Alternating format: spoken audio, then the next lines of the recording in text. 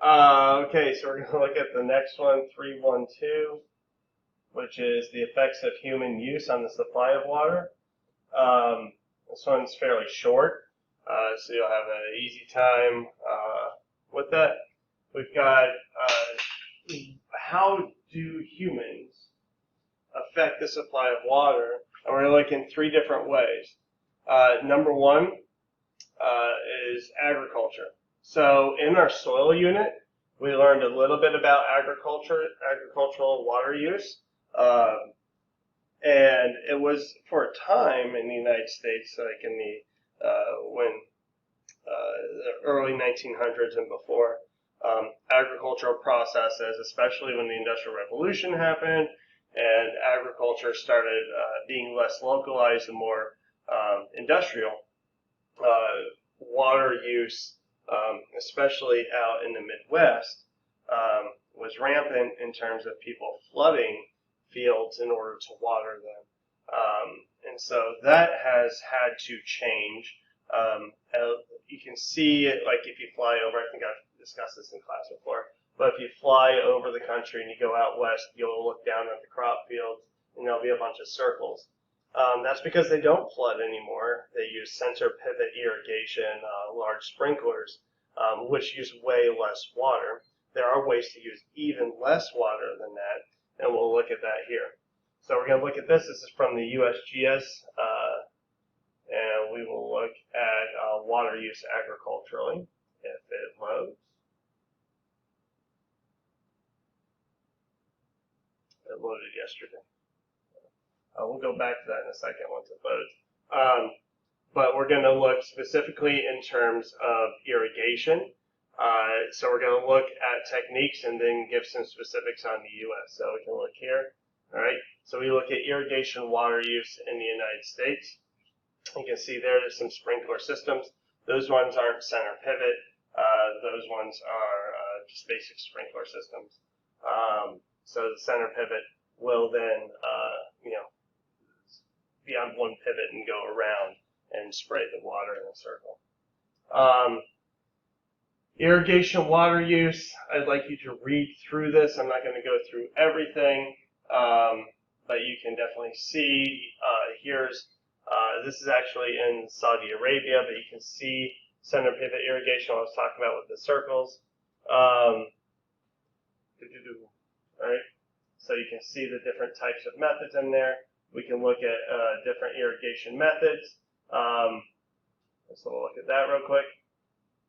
All right, we've got center pivot, like I said before. Center pivot is like just going to be a sprinkler and a center and spins around and makes a circle crop. So the pipe is supported above the crop by towers at fixed spacings. You've seen that before, like I said, if you've gone over fields. Drip or micro irrigation is really cool. I'd like to, hopefully this picture works. But drip irrigation should be in there, but there's a little picture of a dripping faucet. But anyway, what it is basically you have pipes on the ground, and this would go over to your crops, and each individual crop would then be watered by a hole in that pipe that lets out a small amount of water. This uses by far the least amount of water. So if you can have an efficient drip irrigation system, you're doing the best because you're watering individual plants instead of empty land. The problem with it is that you have to know exactly where your plants are going to be, where they're going to sprout. You also have a bunch of pipe systems that if one gets clogged up, you're going to have to go, instead of like with the center pivot irrigation where you fix one thing, you're going to have a bunch of little holes that can get clogged up. It's more work, but it uses less water. So a lot of people will use drip irrigation. A lot of people domestically will use drip irrigation. You can even see it around school. If you walk around school, you'll see little hoses on the ground that are watering the plants. So in non-major operations they're used, but they are used in some major operations as well. Flood or furrow is not good. All right, this is the method where you basically pour the water onto the fields. It's still a popular method of crop irrigation. Water is pumped or brought to the fields and is allowed to flow along the ground among the crops. It's simple and cheap and is widely used in societies that are less developed in parts of the world and is used in the U.S., but it's not a good system. The reason it's not a good system, it's super easy, right? You just flood the field with water. But you get so much evaporative losses. So for the water that you need, and you can actually drown the plants, but another thing about it is that you will lose a bunch of water to evaporation, where you won't with the sprinkler system that you're putting less water on and with more surface area. And the drip irrigation, you're going to have a lot more losses with the flooding. Spray or sprinkler is going to be a patterned irrigation system where water is applied by means of pipes or nozzles operated under pressure to form a spray pattern. You guys see this around town. This is what we use usually to water lawns and things like that around town. When you see sprinklers go on, those are those types of sprinklers. You can see a few more things in here. And what's really cool is they've got a couple things in here about things that farmers can do to be more efficient. Leveling fields. If they're going to use flooding, leveling the field is super important to get less loss. Capture and reuse of runoff. If you can capture your runoff and treat it and then use it to irrigate again, that way if you are flooding or doing those types of things, that can be a way to save water. All right, so that's agriculture. So we talked about the different types. Now, agriculture by far in the United States is our biggest user of fresh water. We need to make major efforts to reduce the amount needed for crop production, animal husbandry, that's basically raising animals. So overuse of fresh water in agriculture can lead to different things like desertification, like we saw with the Dust Bowl, salinization, which is where the ground becomes salty and you can't grow crops, contamination, and drought. Okay, so that's agriculture, and we can see that there are advances there. Agriculture is the backbone of society, but we need to make sure that we're containing our water and using the least amount that we need to. Industry. Industrial water use is something that is often overlooked. In fact, almost all industrial processes use fresh water. There's another link from the USGS to learn more about industrial use.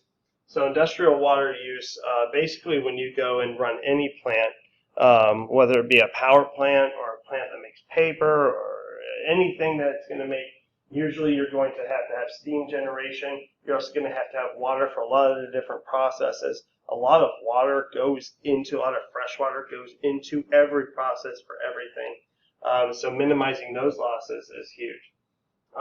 So I'd like you to look through this site to see the different industrial use. You can see around the country which areas of the country use the most industrial water. And you look, why is Texas and Louisiana so much? Well, a million gallons a day, well, that's the oil capital of America. So you wouldn't really think about it, but oil, in order to process oil, once you get the oil out of the ground, in order to process it, uses a ton of fresh water. So definitely the same type of efforts that are going into agriculture. You can't use the same methods, obviously, because we're not irrigating something here. But water conservation has to be big in industry as well. Using less water, making your processes more efficient, and engineering goes big into there. And you can see the different places, the different amounts of water that are used. So this is second. Agriculture is by far the first. 70% of our fresh water goes to agriculture, but following behind is industrial. Third on the list, and the one you can most control, is domestic. It does pale in comparison to overall water use by the other two sectors. However, domestic is a thing where if everybody contributes, we can put a dent in the fresh water use.